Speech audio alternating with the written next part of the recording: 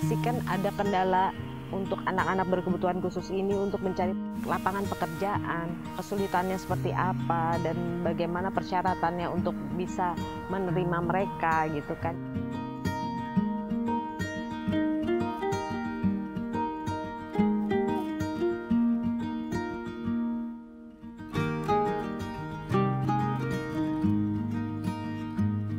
Saya dengan Irta Christian Cokro, saya ibu dari Fal Maisa Jazila atau biasa disebut Maisa,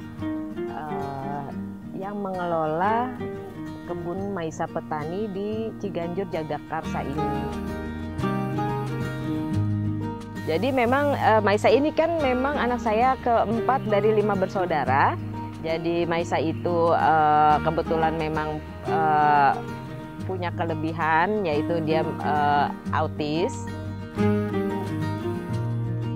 Dia masih 10 tahun ke bawah, itu masa-masa tersulitnya Maisa tuh banyak sekali. Bisa aja gitu kita lagi makan di restoran gitu, saya suruh cuci tangan gitu kan. Ketika kembali ke meja saya dari habis cuci tangan, nah meja sebelah ada tempe goreng kesukaannya dia. Bisa aja dia ngambil itu tempe goreng punya tetangga.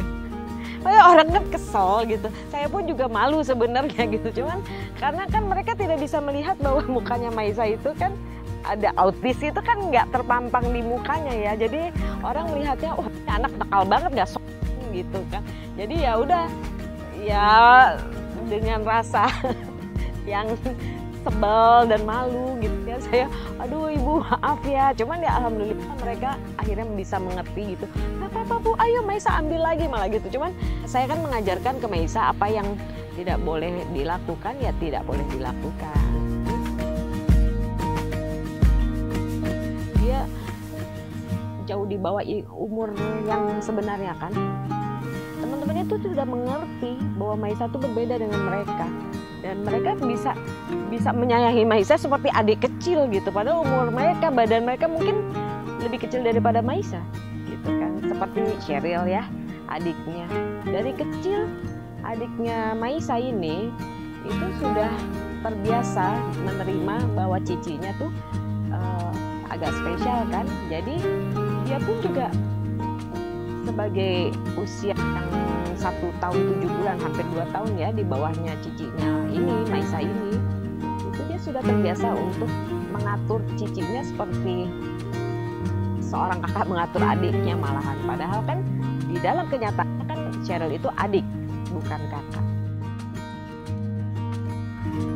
Maisa itu jadi kayak bayi gede kita gitu ya, dia so cute gitu loh. Jadi mereka sayang banget sih gitu loh. Bener-bener jadi apa ya, justru malah meramaikan suasana lah menurut saya. Sejak didiagnosa autis itu ya memang saya berusaha mencari kira-kira apa yang bisa Maisa kerjakan untuk masa depannya dia agar dia bisa mandiri.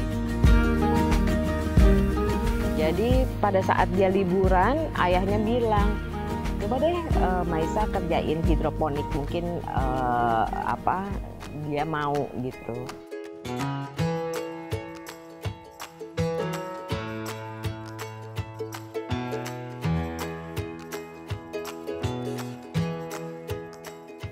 Dan saya harus belajar dulu untuk bisa mentransfer apa yang saya ajarkan itu kepada Maisa kan.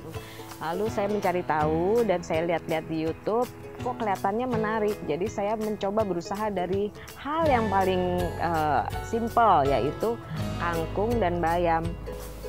Sampai makin lama saya belajar juga aquaponik, saya belajar juga terapan organik, jadi dengan media tanam tanah, dan sudah menjual hasil tanamannya ke sekolahnya dia, yang beli orang tua teman-temannya dia, saudara-saudara saya, teman-teman saya. Lalu makin lama rumah saya udah kayak hutan sayur kan, jadi ya udahlah, makanya saya fokuskan mencari lahan yang lebih besar lah daripada rumah saya. Jadi ya sudahlah, saya mulai membuka lahan di kebun Maisa Petani sampai saat ini dari sejak November tahun lalu sebenarnya. Jadi kebun Maisa Petani itu saya konsepnya adalah hidroponik, terus aquaponik, di mana kami juga menjual budidaya ikan hasil aquaponik tersebut ya.